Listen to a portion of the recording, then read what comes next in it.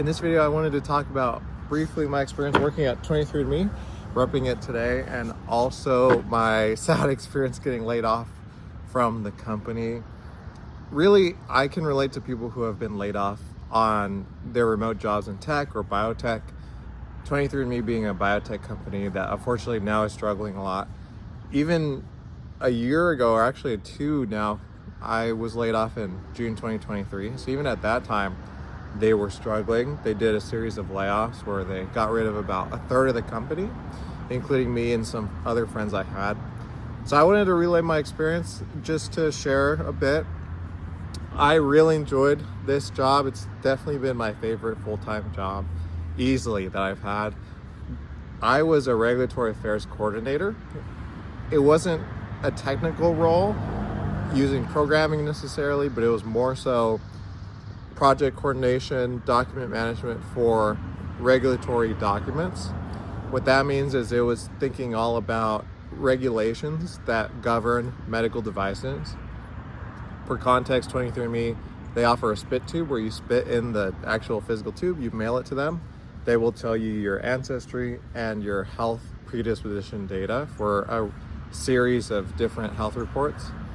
And that whole process is technically a medical device. So we had to make sure that it was in line with FDA regulations and then international regulations. I didn't know anything about regulatory affairs before starting that job, but overall I thought it was really cool and I really loved the people I worked with. I think everyone there is honestly really good, like smart, really nice. They only want people who are going to be good for the team. I know I sound like I'm super praising them, but I don't even know. I'm like, honestly, it was great. So I have no complaints. And then they, due to company restructuring and budget layoffs and other things, I'm sure, they ended up laying off a ton of people.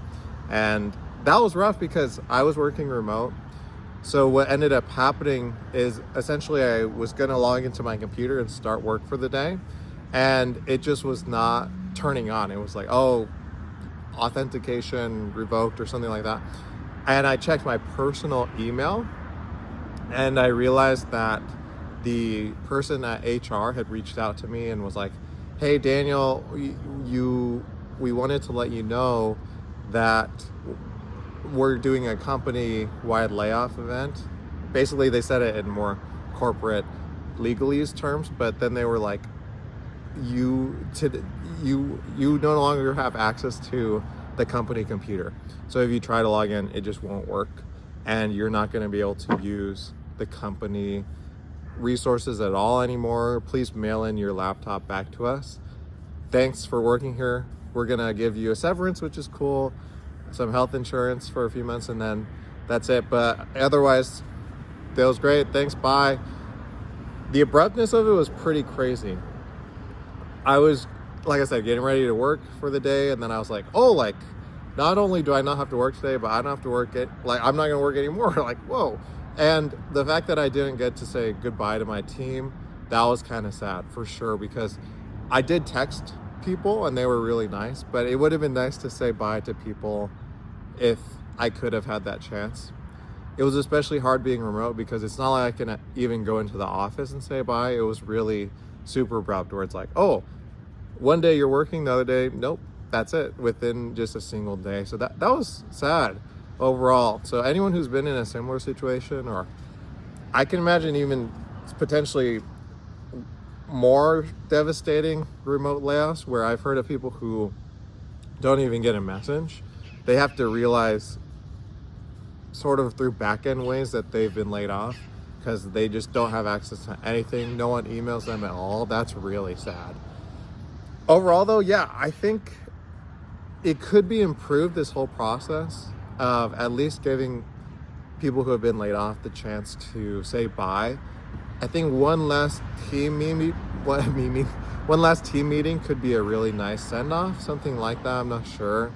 But the abruptness of it really struck me, and I think there are ways to do it with more grace, considering people have invested a lot in the company.